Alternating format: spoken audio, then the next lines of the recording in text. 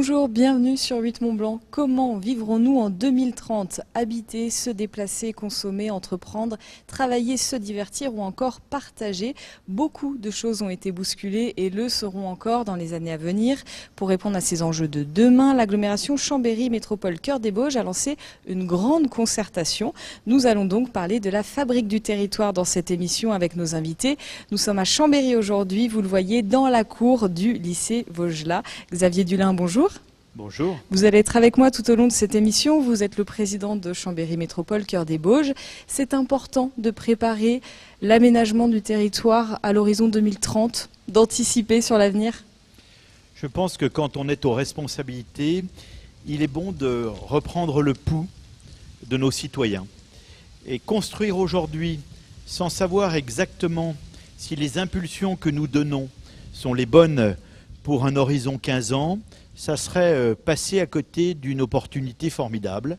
C'est ce que nous avons voulu corriger à travers cette démarche La Fabrique du territoire, notamment à l'attention des générations des aînés, mais également des générations qui demain feront l'agglomération. Le fait d'être dans la cour du lycée Vaugelas, à un moment donné où les lycéens viennent de connaître leurs résultats au baccalauréat, ceux-là même qui dans 15 ans seront aux affaires, ça a tout son sens et c'est la raison pour laquelle on se retrouve là aujourd'hui.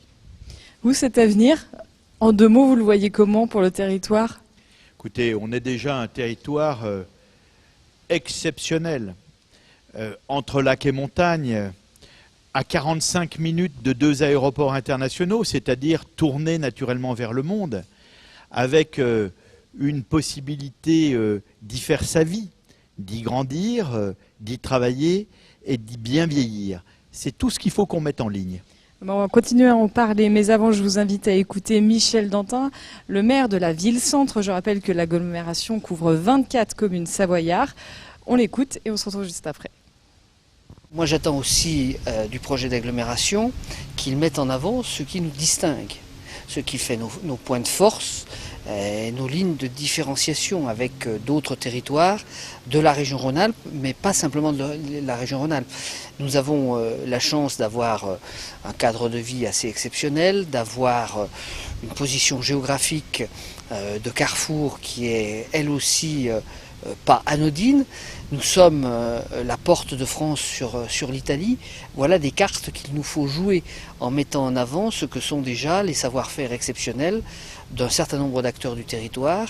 Je pense en particulier à ce qui se passe à Technolac avec le solaire, mais je pense aussi à ce formidable mouvement qui est en marche autour des questions de numérique, où nous avons réussi à obtenir ce label French des Alpes qui nous permet de Genève à Grenoble, en passant par Annecy, d'avoir un positionnement fort sur les nouvelles technologies du numérique. Le projet, c'est celui de l'agglomération, et Chambéry n'existe pas sans son agglomération, de la même manière que l'agglomération n'existe pas sans sa ville-centre.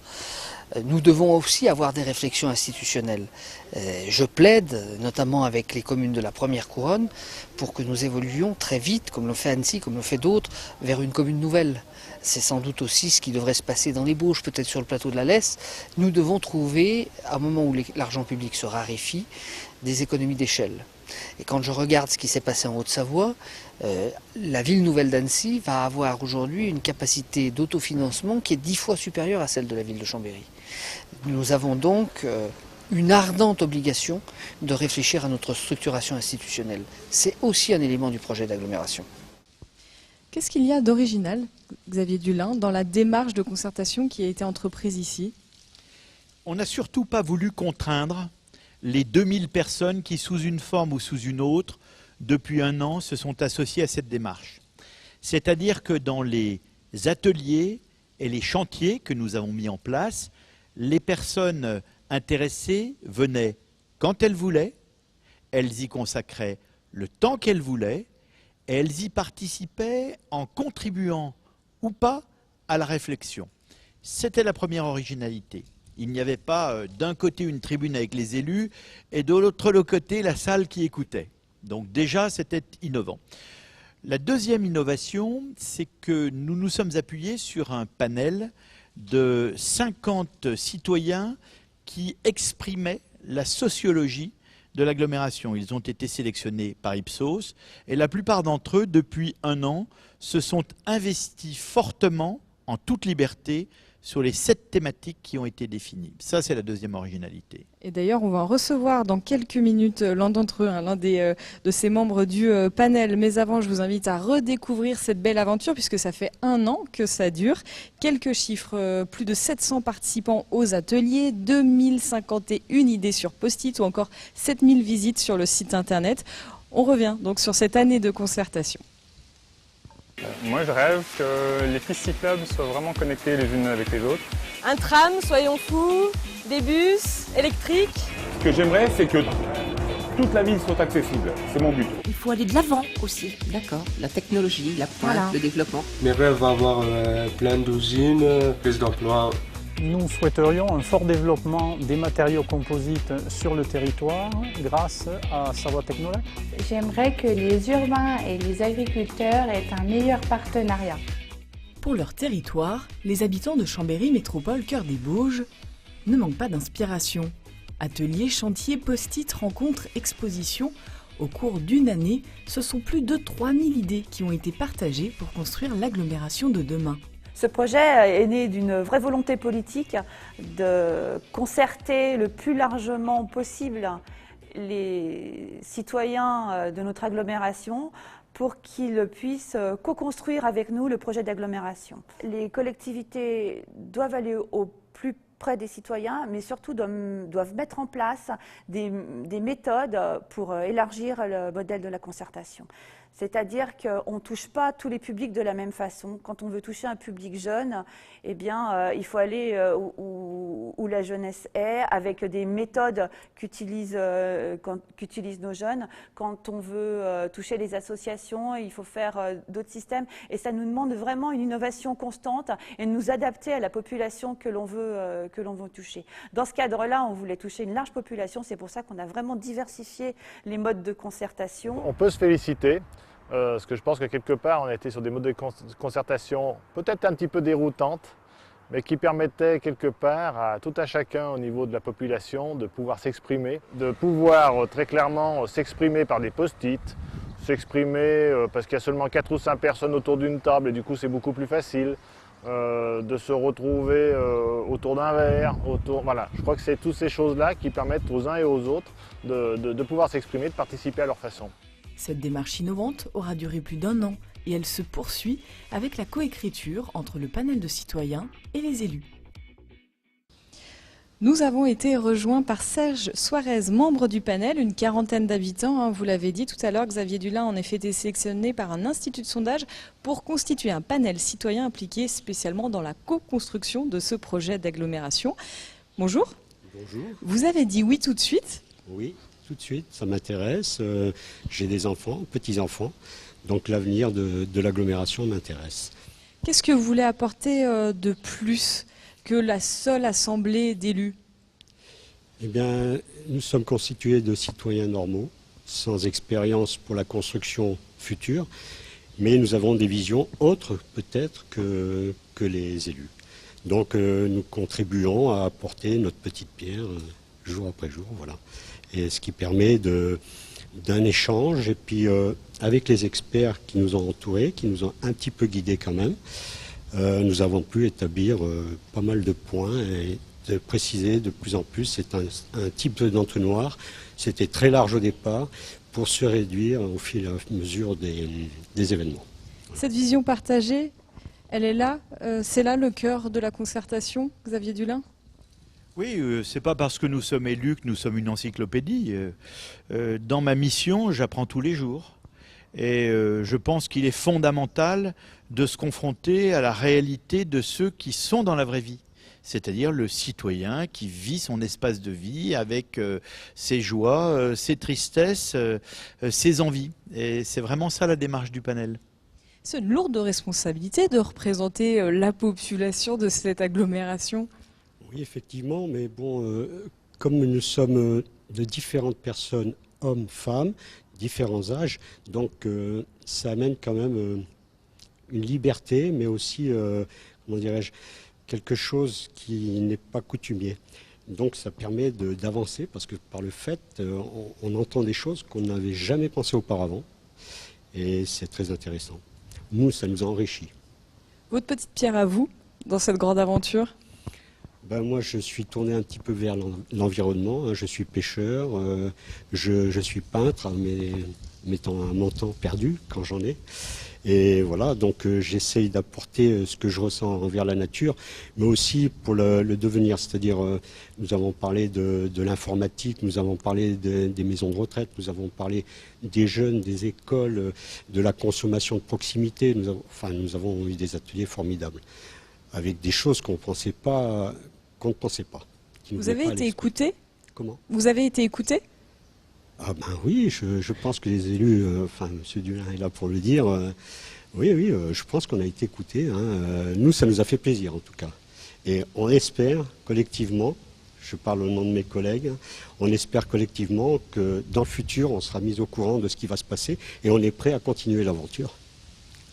Vous êtes satisfait en entendant ça?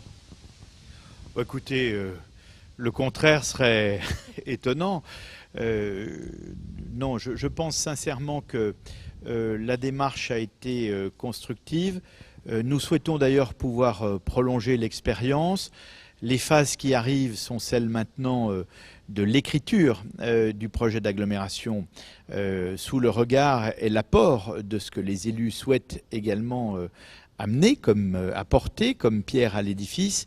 Nous allons le coécrire d'ailleurs avec les volontaires de ce panel. Et puis c'est un projet qui sera voté à la fin de l'année. L'idée, c'est que l'on continue ensemble, qu'il reste notre vigie en fertilisation croisée citoyens-élus. Et nous allons leur proposer, pour ceux qui en ont la disponibilité, d'intégrer le Conseil local de développement. Ce qui veut dire qu'ils seront confrontés à la mise en œuvre d'un certain nombre des actions exprimées dans les idées et les orientations du projet d'agglomération. Justement, on va rentrer dans le vif du sujet, puisqu'effectivement, il y a 7 grands thèmes qui ont été dégagés au cours de cette concertation, avec tout un tas d'enjeux et de propositions. On va s'intéresser de plus près à certaines d'entre elles, à commencer par l'agriculture de demain, puisque vous parliez notamment d'environnement. Emmanuel Jaude est allé à la rencontre de certains producteurs du territoire. On regarde son reportage. La culture maraîchère bio est aujourd'hui devenue bien plus qu'un phénomène de mode, un réel enjeu de nos territoires. Installé à Sonnas depuis 5 ans, David gère quelques hectares. Malgré un changement de mentalité des consommateurs face à l'importance de l'agriculture biologique, les freins restent pourtant aujourd'hui très nombreux. Je sens qu'il y a un progrès, qu'il y a une prise de conscience du territoire. Donc après, dans les faits, il faut que ça se concrétise, puisqu'il y a quand même beaucoup de... Je vois aussi aux alentours, on a des parcelles qui sont disponibles et les propriétaires ne veulent pas les prêter ou les louer à des exploitants agricoles, parce qu'ils savent très bien ils préfèrent la vendre ou la garder, même faire des rétentions de terre pour les vendre plus tard. Donc ça c'est un vrai problème. L'argent reste en effet le premier obstacle pour ceux qui privilégient une production raisonnée et responsable. Nous, ici, on a la volonté de démocratiser un peu le bio, de le rendre accessible au plus grand nombre de personnes. Donc on essaie de travailler sur la technique, sur l'organisation pour améliorer nos rendements. Parce qu'aujourd'hui, pour le même travail, si on sort 100 kg ou 200 kg de tomates, forcément le prix c'est pas le même. Pour se garantir un revenu annuel, le maraîcher de Sonnas souhaite donc aujourd'hui pouvoir fournir les cantines scolaires et ainsi éduquer les jeunes générations au bien manger. Pour moi, produire sur place et vendre à côté, c'est vrai que ça contribue aussi à l'environnement de la planète, puisqu'il y a moins d'empreinte carbone par rapport au transport. On peut travailler sur des variétés aussi avec plus de goût, parce que du coup c'est récolté le matin et vendu quasiment l'après-midi ou le lendemain. Donc voilà, on a une différence de qualité et de goût. Au nombre de 3 aujourd'hui aux alentours de Chambéry, les maraîchers bio restent donc une nécessité pour les territoires. Un enjeu bien compris par les politiques qui souhaitent pérenniser le nombre d'agriculteurs d'ici l'horizon 2030. De l'agriculture de demain, nous passons au numérique. Je crois que c'est un thème qui a été très discuté au cours de cette concertation. Nous a rejoint Jérôme Chambard, vous êtes le vice-président de French Tech in the Alps Chambéry. Le numérique doit être partout en 2030 dans l'agglomération? Oui, il est partout dans l'agglomération, mais il a été présent dans toutes les thématiques qui ont été abordées dans la fabrique du territoire. On a parlé juste avant d'agriculture. Dans l'agriculture de demain, le numérique a une place très importante. C'est vrai aussi pour le bien vieillir, pour le bien-être. Vraiment, on est là dans tous les domaines, donc ça peut être considéré comme un thème à part, mais c'est également un thème qui est sous-jacent partout. Vous, professionnels, qu'est-ce que vous attendez de ce projet d'agglomération qui a été inspiré, porté notamment par les habitants ? Alors, en fait, à French Tech Indie Alps, on est essentiellement une association d'entrepreneurs. Donc, il y a deux aspects. Il y a un aspect de développement du numérique, mais qui dépasse le simple cadre de notre entreprise, si vous voulez. Le but, c'est quand même que le numérique vraiment s'insère au cœur des usages, qu'on laisse personne sur le bord de la route, puisque la fracture numérique, elle existe encore d'une certaine manière et à bien des égards. Donc, il va falloir former les gens. Il va falloir que ce soit accessible à tout le monde, que ce soit les personnes âgées, que ce soit les plus jeunes. Donc, il y a une vraie mission là, qui est presque une mission de service public, mais à laquelle on peut contribuer nous aussi. Après, par rapport à l'économie et à nos entreprises, évidemment, on a envie de développer l'écosystème local au niveau du numérique. On en a besoin pour créer de l'emploi ici en tant qu'entrepreneur du numérique. Et donc, c'est aussi cette dimension qu'il faut prendre en compte. L'enjeu, là encore une fois, il est de taille aussi. Vous parliez notamment de la fracture numérique. À l'horizon 2030, ça va être un de vos enjeux. Je crois que vous avez très bien résumé les enjeux autour du territoire connecté.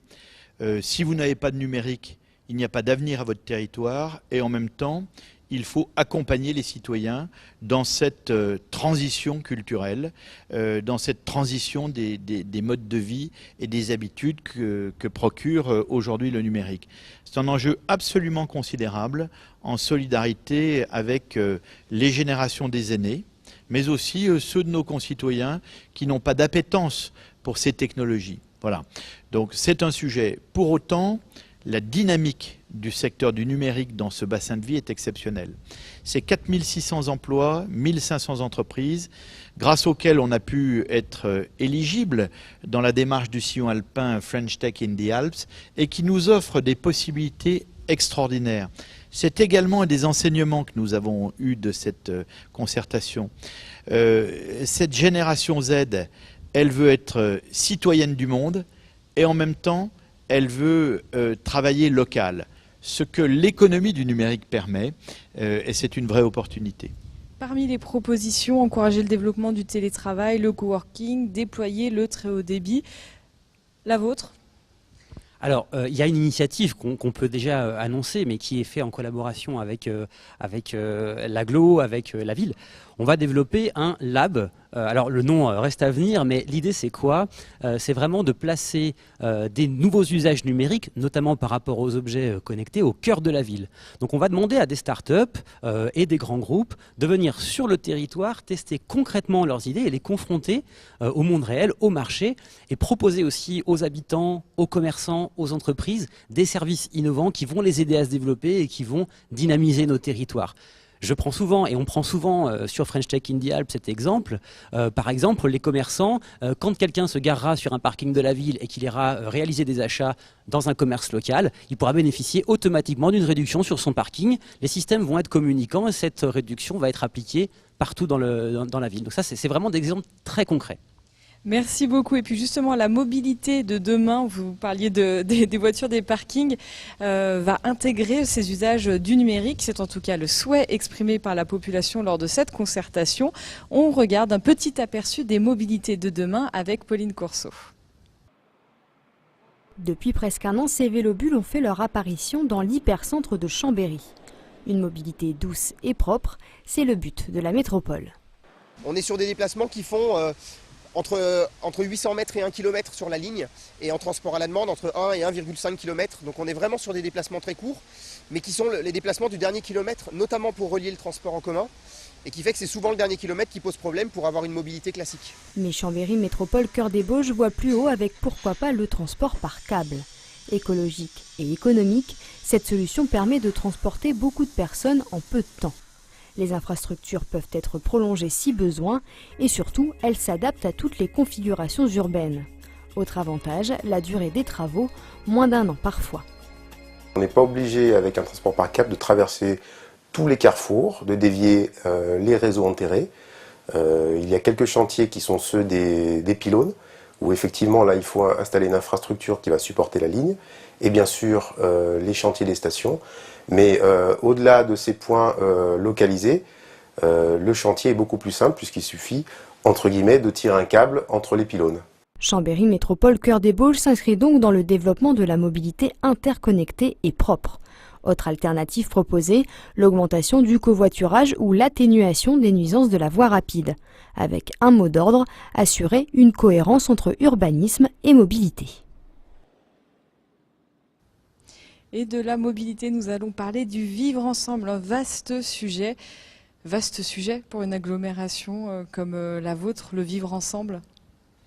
Et oui, et ce qui éclate au fil de cette concertation, c'est cette solidarité intergénérationnelle à laquelle les jeunes générations sont d'ores et déjà attachées. Ça, c'est un vrai enseignement. Marie-Blandine Niveau, vous étiez la chef de file du chantier personnes âgées sur cette concertation. Qu'est-ce qu'il en est ressorti ? Le terme principal qui est ressorti, c'est le terme intergénérationnel, exactement comme vient de le dire M. Dulin. Nous avons été frappés par ce besoin de dire ne laissons pas les personnes âgées dans un coin, mais vraiment de dire comment elles s'articulent avec l'ensemble des autres générations, comment elles s'articulent avec la vie. Et quand vous parlez de vivre ensemble, on est complètement là-dedans. L'intergénérationnel, c'est aussi apprendre à vieillir dès son plus jeune âge. C'est quand on apprend à vieillir, quand on travaille sur la question de la prévention, qu'on a après des personnes âgées qui sont en bonne santé. Il y a des propositions concrètes qui sont nées de ce chantier, de ces discussions ? Beaucoup de propositions concrètes. On a été dans plusieurs directions. Alors pour faire très vite, la mobilité, avoir des parcours sans embûches pour que les personnes puissent se déplacer correctement, que les transports à la demande n'aient pas de contraintes, mais qu'on soit vraiment sur quelque chose de clair, sur de l'accompagnement aussi, parce que les personnes âgées, elles vont moins vite, elles comprennent moins vite, et donc elles ont besoin d'être accompagnées. Aider les aidants, un service public de visiteurs, mais aussi, pourquoi pas, la création de congés filiales, des chambres d'accueil pour les visites dans les EHPAD, pour lorsque les gens viennent de loin. Le maintien à domicile, qui est quelque chose d'essentiel aujourd'hui, permettre aux gens de continuer à vivre à domicile. Et s'ils vivent en EHPAD, d'avoir des EHPAD qui soient beaucoup plus ouvertes, avec des lieux conviviaux, et aussi des lieux conviviaux à l'extérieur, pour qu'on puisse là se rencontrer de nouveau entre générations. Mais quand est-ce qu'on est une personne âgée, au fait ? Votre question, vous avez trouvé la réponse ? Non, c'est pour ça que je vous la pose et que je la rends au public. À partir de quand est-on âgé ? Bastien Monnet, à côté de vous, puisqu'on parlait de liens intergénérationnels, vous êtes étudiant à l'Université Savoie-Mont-Blanc, vous avez participé à différentes thématiques et notamment sur cette question du vivre ensemble. Qu'est-ce que vous en avez retenu, vous, de cette concertation ? Qu'est-ce que vous y avez apporté aussi ? Alors, pour le vivre ensemble, il y a été quelque chose, c'était un projet qui a été dur à travailler, parce que quand on parle du vivre ensemble, chez les jeunes personnes qu'on a interrogées, on n'avait pas cette sensation de vivre ensemble, mais de cohabitation dans l'espace.